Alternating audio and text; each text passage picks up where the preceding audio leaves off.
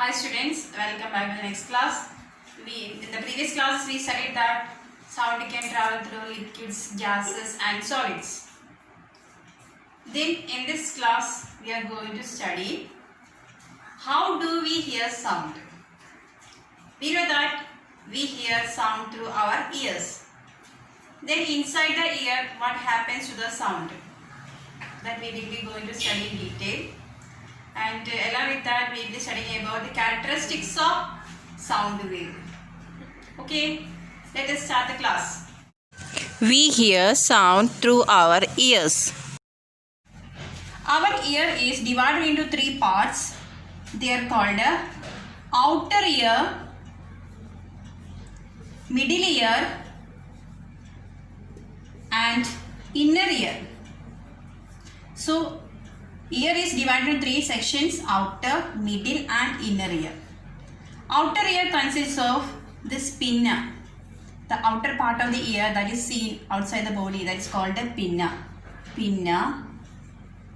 Then there is a passage for the sound. This passage is called the ear canal. And it ends at a membrane, a stretched membrane that is called a ear membrane or tympanum. Ear membrane, or we call it as eardrum. This membrane is called a eardrum. So these three constitute outer ear. The pinna, ear canal, this is also called a auditory canal. Then it ends at a membrane, very delicate membrane. This is called a eardrum or ear membrane. We can call it as eardrum.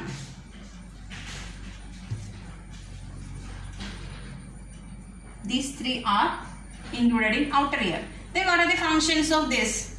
This pinna, why it is having this particular shape? Your ear is having a particular shape. For what? This collects the sound waves, sound into the ear. For that there is a particular shape given for outer ear. This pinna collects the sound. The sound passes through this ear canal and reaches the eardrum. The sound travels in the form of waves or vibrations. When these vibrations reach the ear canal, what happens to the canal?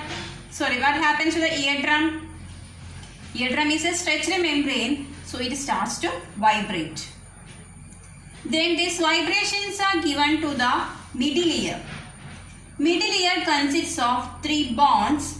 They are called malleus, incus and stapes. There are three bones inside the ear. That is called this is a part of middle ear. This is a malleus, incus and stapes. Three bones are placed close to each other. They are touching each other.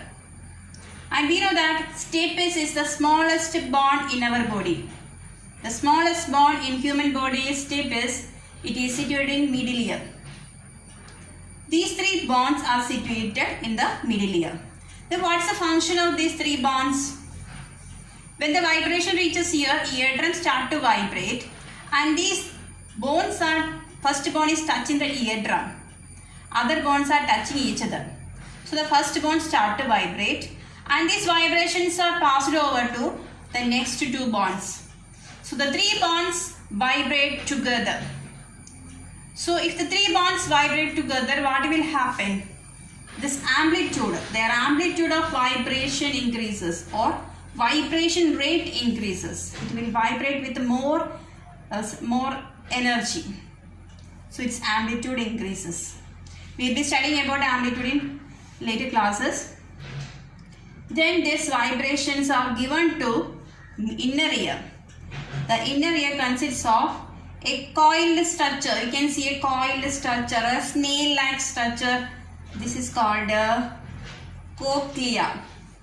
So cochlea is present inside the ear. That is a part of inner ear.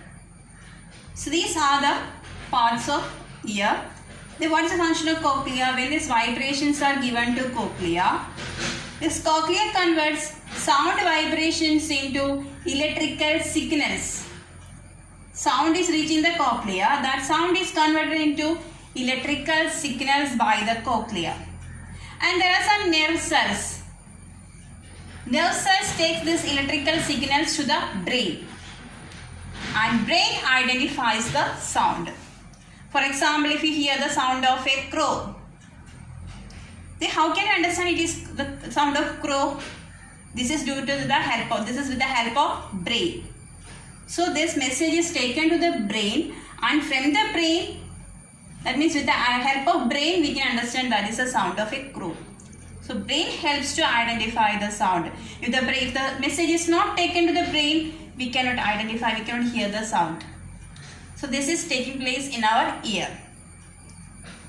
So these parts you have to study: outer ear, middle ear and inner ear.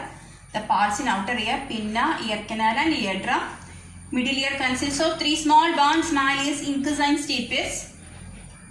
Their function is to increase the amplitude of vibration or energy of vibration. Then inner ear consists of a coiled structure. You can see a snail-like coiled structure. Cochlea converts sound vibrations into electrical signals, and these signals are taken to the brain through auditory nerves. Auditory nerve cells take this message to the brain, and brain interprets the sound. This is how we hear sound. Next, we are going to study about the characteristics of sound wave. We know that sound travels in the form of a vibration. Vibration means a to and fro motion. And this type of vibration we call it as wave. This is called a wave or vibration, or we call it as oscillatory motion. So sound travels in the form of oscillations or waves. Okay. That means what is oscillation? A to and fro motion. It is moving towards one side, coming back. This type of motion is called a oscillatory motion or wave motion. So sound travels in the form of waves or oscillations. So draw a wave, a sound wave we are representing here. This line we can call it as a mean position. Mean position. If it starts from here, it moves to one side, comes back to the mean position and moves to the other side. This type of motion is called a oscillatory motion. So the portion above the mean position, we call this as crest. Portion above the mean position, these are called crest. And below the mean position, they are called trough.